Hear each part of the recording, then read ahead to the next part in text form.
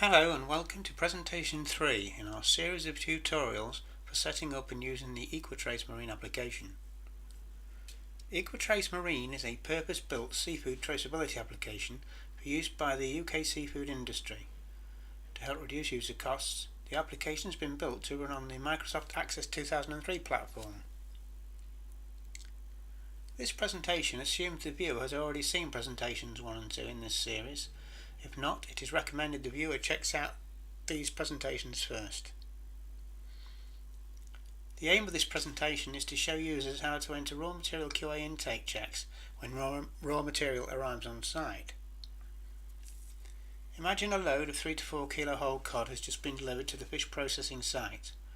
The load needs to be checked to make sure the fish is of the quality originally bought, so clearly a quick check is needed before accepting the load.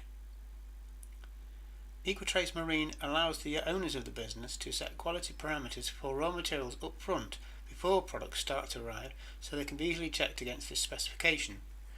This ensures the business is both supplied and supplies consistent product quality. If you've watched presentation 2, you will know you have already set up a raw material code for 3 to 4 kilo whole cod. The code is RWHCD34. If we now click on the Enter Raw Material QA check button, we will be prompted for a password. Type it in, press return. This will result in a blank raw material intake form being opened. First, click the drop down arrow of the top left field labelled RM code. This will reveal two raw material codes RWHCD34 and RWHCD56. Select RWHCD34 and the form will immediately change to reflect the previously captured parameters set for this code. The cursor will be queued on the supplier ID field awaiting your input. From the docket accompanying the load, enter the supplier's name. Here we'll type Whatnot Fish Limited. Press return. Type the load number or CMR and then press return. That can be, it's a free field, so it's to put anything in here really. The production date in the format day, month, year. So we'll do 19/09/2013. Next, type the catch area code. In this case we'll do ATL23. Press return. Type the vessel name if it's included within the supplier's information. So we'll do Budvin NV. Press return. The date field will automatically be populated with today's date, and the cursor will queue on the units delivered field. Type the number of units, containers or boxes delivered. Bear in mind this number is used to generate the correct number of container labels. Here we'll put 12 to indicate that 12 boxes arrived on the load. Type the total load weight in here in kilos. Here we'll type 6231. Press return. Note that the batch code R640IW has been automatically entered into the batch code field, and the cursor has now landed on the bottom field of the first column in the quality matrix. Before we complete the quality matrix, you need to be aware that the batch code was built according to the user's settings we entered during the setup phase. This was covered in presentation 2. During setup, we entered a leading R to indicate the code was a raw material batch code. We then typed in 640 to start the batch code generator at a point where our old system left off. Finally, we typed IW as the suffix to indicate the batch code was an International Widgets batch code. As this is the first batch code generated, these elements are included here. If it had been the second batch code generated, the numerical element would have been 641. So in this way, each batch code generated will be unique. Batch codes are used throughout the system to enable rapid traceability. Returning to the quality matrix now, the QA needs to enter the average temperature taken across 3 separate boxes as prompted by column 1 headings. Here we'll type 3 to indicate they were around 3 degrees. Press return and the word superior will automatically appear in the actual quality field beneath the matrix, and the cursor will enter the next editable field beneath the size heading. The system grades each quality parameter according to the results entered into the matrix. Superior is the highest grade, followed by ordinary with the lowest grade labelled as production.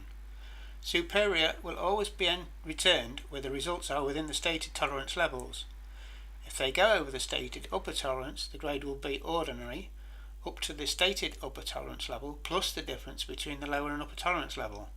So if a tolerance is stated as 0 to 4, then the point at which the grade will turn over to ordinary will be 5. And the point at which it turns over to production will be the upper tolerance plus the difference between the upper and lower tolerance. In this case it would turn over at 7, I believe. Also note, where the lower tolerance is not 0, grading will also take place in a downward direction too. Finally, bear in mind, if you chose an A, D or E grade at the point where you set up the code's grade, the system would automatically grade the results as grade E, grade A or grade B respectively, using the same criteria. Moving swiftly on, the size heading indicates we should weigh 5 fish and put the average weight in this field. Here we'll type 2.9, press return. Again, press return on to move the cursor to the next quality field. The heading labelled eyes, and in brackets TORI, indicates the condition of the eyes of 5 separate fish should be checked against a TORI fresh raw fish quality scale and the result entered into the field. In this case we will put 7, indicating the quality is lower than expected. As you can see, the actual quality field has changed to ordinary and the number 7, just entered, has been changed to red. In this way quality issues are highlighted immediately. I will fill in the remainder of the matrix quickly now. 8, 9, 9, 8, 8 and leave that at 0 and land on pending. Okay, if you look at the top right 3 rows down, you'll notice a field called sample number, which is currently set to 1, this one here. This is used to designate which sample number these particular results belong to. If a load is large, you might need to take more than one sample to make sure results are truly representative of the load. If you now look at the top of the matrix next to the word quality, just here, you will see a button with a plus sign. Hover over this button and it will announce that it is for adding another check. Just share that. Add another check. Click the button and the form will clear the quality matrix results and the sample number field will change to 2, as you can see out here. All other load specific data will remain the same and the cursor will queue at the temp field ready for inputting the results of the second quality check. Again, I'll quickly key in the results. So let's do 3, 4.2, 10, 8, 9, 9, 9, 9, keep 0 and go back to pending. The plus button can be used as many times as required and the sample number will be updated accordingly. When you've finished adding checks, if you try to shut down the form in the usual way with a cross, like so, it will warn you that the check cannot remain as accepted status equals pending. If you change the status to any other status, the form will change to prompt you for more data or to print labels. The options for acceptance status include pending, let's just get rid of that and show you there, pending, available, split and held. Okay. Acceptance status allows the user to enter what they wanted to do with the load being checked. Pending simply means this decision has not been made yet and allows the user to enter more checks for this batch code. Available makes all stock received available for processing. Split allows the user to accept some of the load onto stock as available and to put some on hold too. Held simply holds a complete load, making it all unavailable for processing. If I now make the load available, like so, you'll see a button appear next to the batch code field, this one here. The button is labelled print labels and allows the user to print batch code labels so they can be affixed to each container. If I were to click this button, the system would print a number of labels to the local printer as defined by the number in the units delivered field. In this case it would be 12. The labels themselves will be printed on 2 standard A4 sheets. There will be 10 labels on sheet 1 and 2 more labels on sheet 2. Sticky backed Avery labels can be used, or plain paper, in which case a simple guillotining process can then be used to separate the labels, and they can be affixed to the boxes. If I now make the status split, like so, fields will appear on the form for defining the weight being held, the number of containers being held, and the reason the product was held. If I was to complete these fields by typing in, say, 436 in the weight held, 2 in the number held, and 2 small in the hold reason field, then clicking the print labels button would result in 10 normal batch code labels and 2 red hold labels stating the reason for the product being held.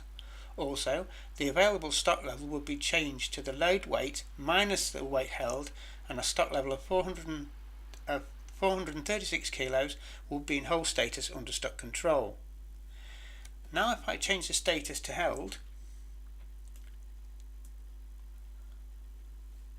the fields will automatically be populated with the full load weight and the number of containers delivered. I would then state the reason again for holding the full load, and using the print labels button now would result in one large A4 sized hold label being printed, so the whole load can be segregated in store and a large hold label attached. I'll now return the acceptance status back to available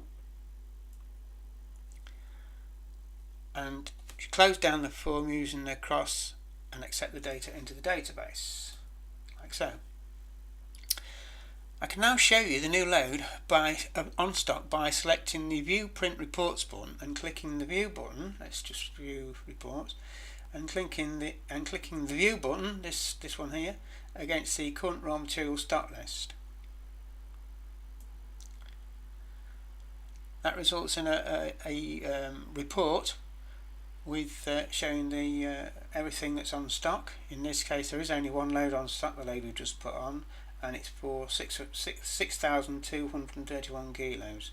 If there had been any stock put on hold, it would have been in this column here. Let's just shut that down. If the user requires to print the stock report, when you click the View Reports button, instead of clicking the View Report, and you click the Print Report, which is next to it with the printer icon there. Print a current raw material stock list. Okay. Right. In our next presentation, I will show you how to enter a packed or finished product QA check onto the system. I will also introduce you to the Move Stock button, which allows the user to present raw stock to process, return held stock to the original supplier, return unused stock from process to the chill store, and log shipment loads of finished products into the stock control system. That brings us to the end of this presentation. Thank you for watching.